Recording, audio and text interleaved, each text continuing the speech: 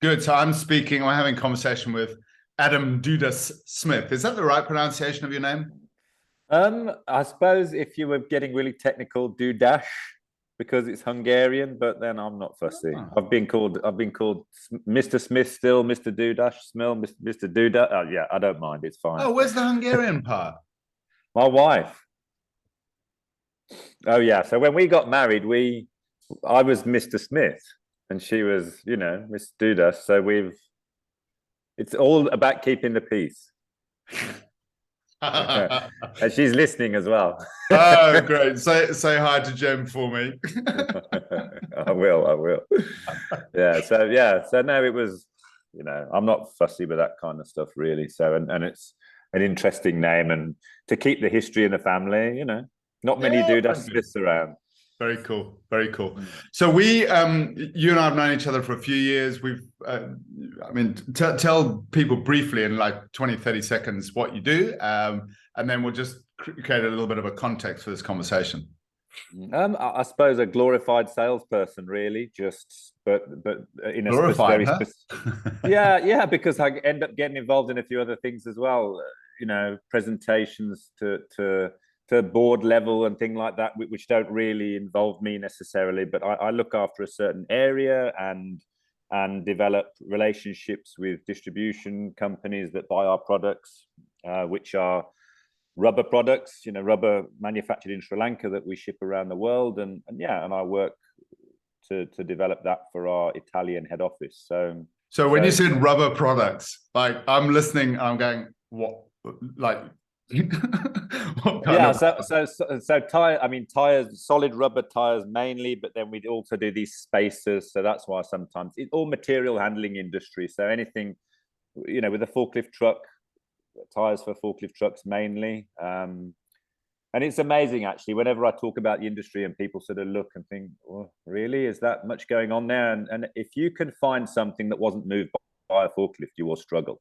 Apart from people, everything around you, from that lamp behind you to the picture to the material that made your house. I mean, everything has been put on a pallet somewhere, gone through a distribution center, and be moved around the world. So Wow, that's quite a thought, eh? no, really, when COVID had its tough time, we were still going because food had to still move, medicine was moved around. I mean, forklifts had to carry on. So my biggest customer was still operating at 60%. So they, which was amazing really for that time, I think. So Hmm. so so yeah. Yeah, very good. So and the context of this conversation, we kind of had my experience is that you and I have kind of you've been on one of my courses. We've kind of been having sales conversations. How do we sell more, better, effectively? What does that look like? And then yesterday we had a short conversation about let's just have a conversation and see where it goes. Yes. And what we were talking about, and my real interest is Mojo, right? So, when I talk about Mojo, I think of the acronym PEACH, which is passion, energy, authenticity, confidence, and my most favorite one, humor, right? Because that ties the whole blooming thing in together. And so, if I can kick off there, when are you as a salesperson in your Mojo? When are you like styling it, and when are you not? Well, at the moment, unfortunately, it's a bit of when I receive an inquiry, I'm in that mode. Right. So I'm relying on the receiving of the inquiry. And as soon as an inquiry comes through, and I want it to be reasonably substantial, not just selling a couple of tires to Joe Blogs around the corner, even though that's great too. But, an inquiry came through on Friday, and normally I wouldn't touch the laptop over the weekend, but it was a really substantial one that I wanted to look at. So I then did some homework over the weekend for it. But that's the, yeah, and that I really enjoy. When a lot of my job in the UK when I worked over there was a lot of calls coming in, and I loved that, and I was always busy. But now it's changed to obviously I need to be proactive to generate the majority of inquiries. So, but whenever I'm working on an inquiry, I mean, I love that. Even if I don't get it at the end of it, the process of, and I love it. I really enjoy it. So your ideal would be to have leads land in front of you, right? Absolutely, because and then just get your teeth into it, and I will go out of my way to really sort of investigate that inquiry and make sure that whatever I offer, I know is going to work for that customer, and I really enjoy that part. Yeah. And so what? And are there times when you are in your mojo when you're prospecting, or is it like never?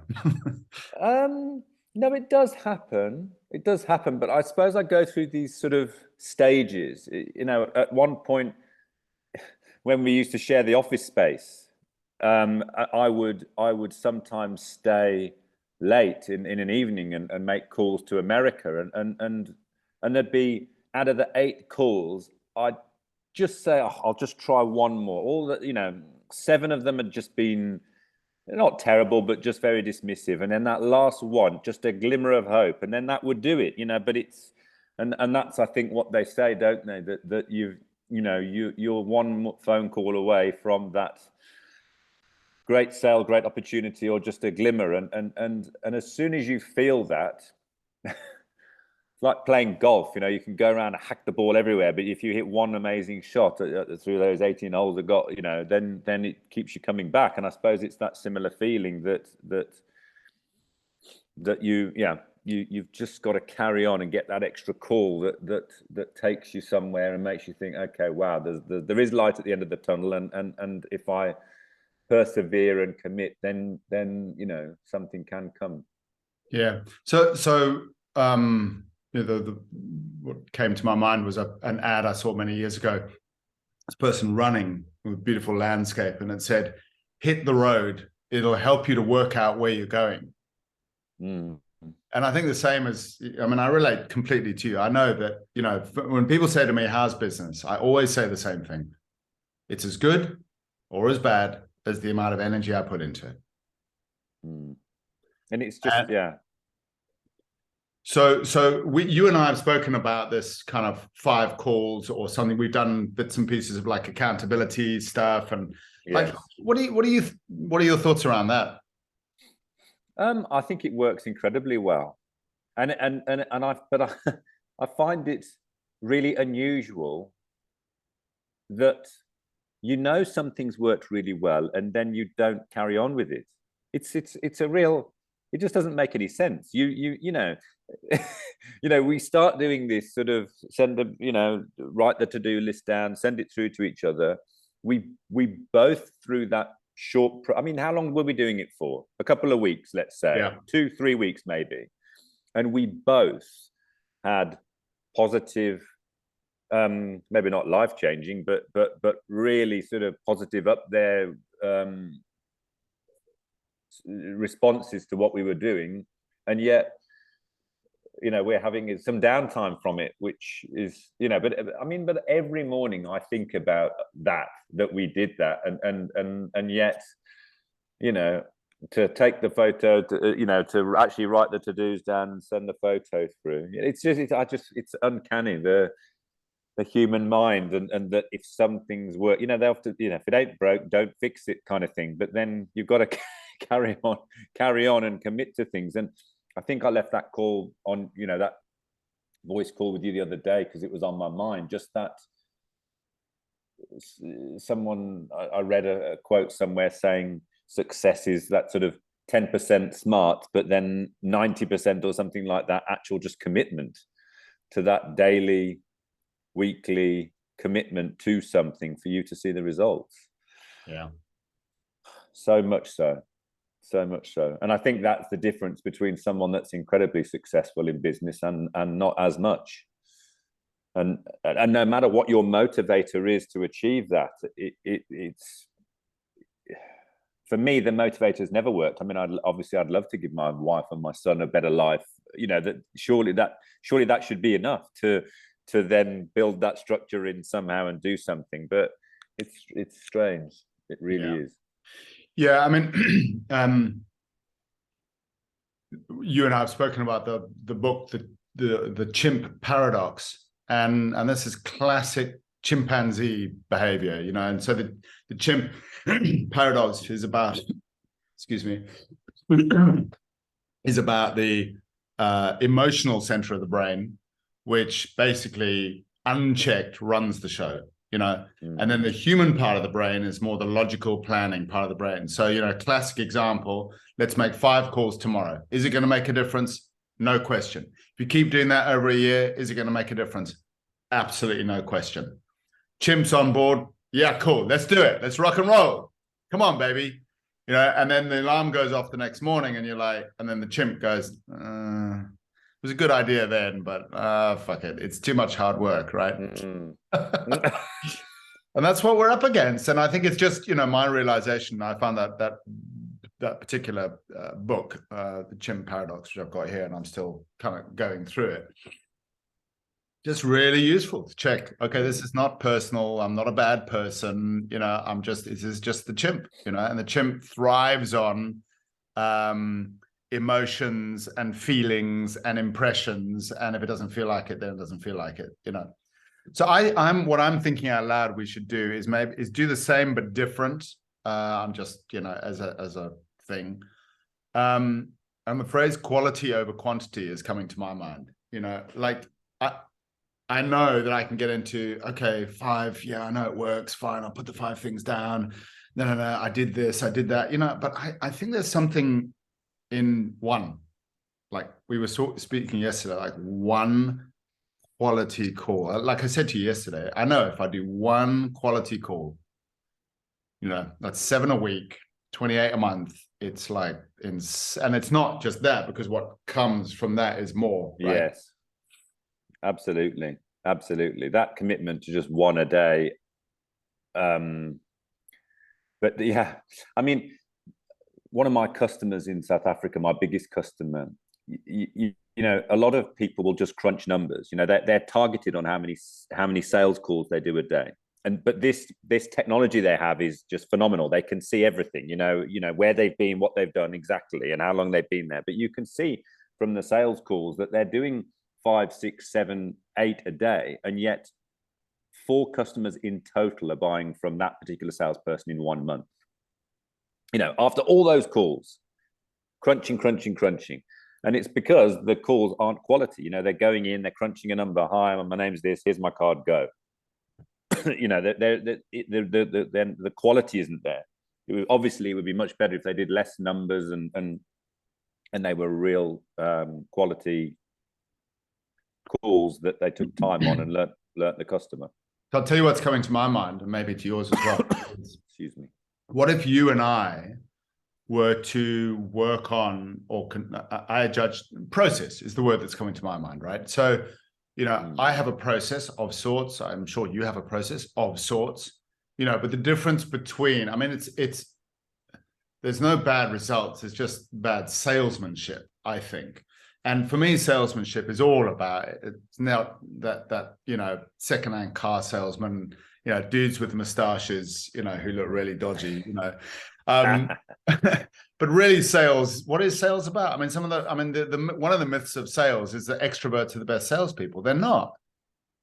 60-70% are introverts. Why? Because introverts actually listen more than extroverts. So what I'm thinking out loud is, and I think it would be different. What I've done and what you've done is, instead of focusing on number checking, tick, tick, tick, tick, tick, we focus on the process. And then we have conversations with each other as a dummy customer.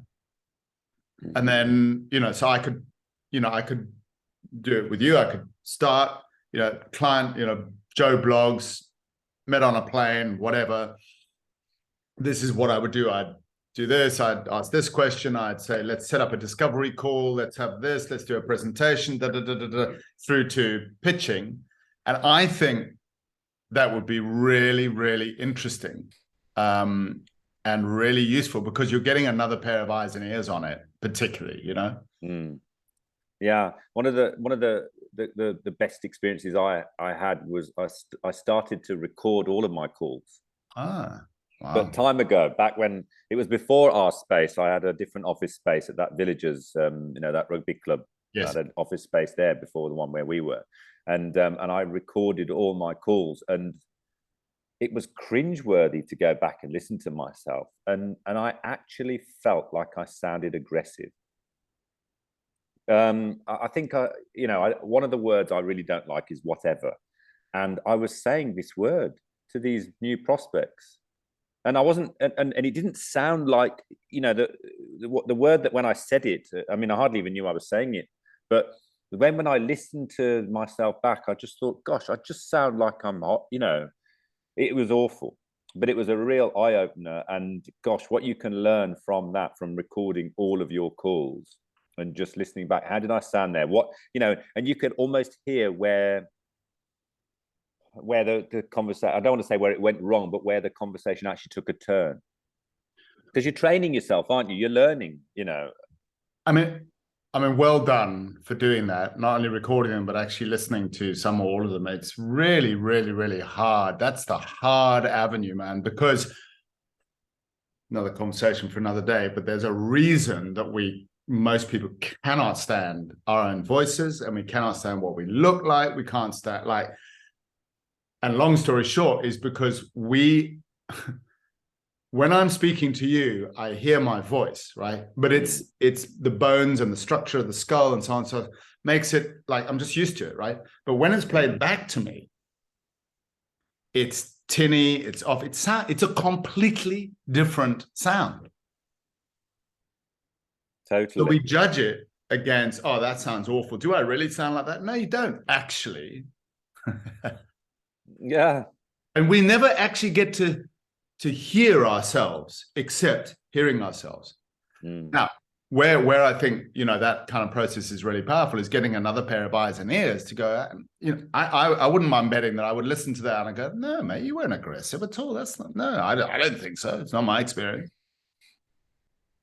Otherwise we leave it to the village of idiots to make decisions about, and commentary about, and it doesn't end well, Well, I suppose in that particular instance, I feel like it did end well because it did enable me to sort of tone down a little bit the way I was talking and be a bit more relationship building than not forceful, but there was just there was a way that I was speaking that came across a bit too blunt, and I toned that down, and I think that certainly helped. When you said at the beginning there, what a relationship, what sales all about, and I immediately thought relationships, because I really, and I've heard this said before, it's not my words, but that it's not the best product that sells, it's the best known. How can somebody buy from you and if they don't know you're there and who you are and what you do? I mean, they're just, how can they? It's absolutely. Cool, man. Look, I've got to get on. I've got my wife's away, so I'm answering doorbells and bits and pieces. What's your experience of this conversation together, and anything you'd like to do? We did speak about, I think, once a week phone call would be really cool. Yes. I don't think it's going to take long before you or I say, okay, this is a great conversation. What are you going to do about it, right? Yes. I mean, I really like the idea of at least just one thing a day that's just going to help us feel like we've been proactive. But I think it's got to be I can't just call an existing customer and who I'm trying to sell more to. It's got to be something that makes us a little bit uncomfortable and pushes us out of our comfort zone. But I think that would be really great to try and. So what about if we were just to keep it really simple, message each other at the end of the day, and we know, like, we don't have to bluff and bullshit each other, right? If we just send a message saying, definitely, it's a yes for me because I called that client I was putting off, or I really sunk myself deep into my process and I definitely made head. I will know, right? And then, or no, and there's no judgment, there's no, whatever. No. About it. Just that, because that reporting is really handy. Yes, I think so. I mean, I don't know about you, but the other group that we're a part of with the fitness type thing. I mean, that's, I'm noticing the difference from that physically. Mate, I mean, I can't believe I was like, what? Like you're doing 120 press ups? That wasn't in one go. No. Now I'm doing 40 for breakfast, 40 for lunch, and 40 for dinner. So on Saturday morning, I just woke up and thought, why am I just doing 40? Because I can do the 40 in a row. So let's just do now. So that's what I've moved on to now. So I'm just trying to do that. Good for you, man. Yeah, and I need to keep it up now. I've got family coming out here and all sorts going on. So I need to really. This is going to be the time now to make sure I'm still doing it. Yeah, very good. Good stuff, man. All right, so yeah, nice to catch up, and we'll definitely let's do that one a day, and that quick reporting towards the end of the day would be great. Like I mentioned, we have one of these calls a week, like for half an hour. Yeah, I think so. Yeah, definitely. Cool. I'm going on leave between the 16th of December and the 16th of Jan. Okay, nice. You going somewhere or are you around? Bits and pieces. We're around. Okay. Going away to actually to Spear, which you remember. Yeah, there for 4 nights. Just consciously downing tools, really important process, I think. Absolutely, yeah. Okay, great stuff. Have a great day. Thanks, man, and you. Well done. And I'll if you're okay, I'll upload this. Is there anything you wouldn't feel comfortable about sharing in this? No, I don't think so. No, absolutely, go for it. Fantastic. Okay. Okay, man. Cheers, son. Cheers, bud. Bye. Bye.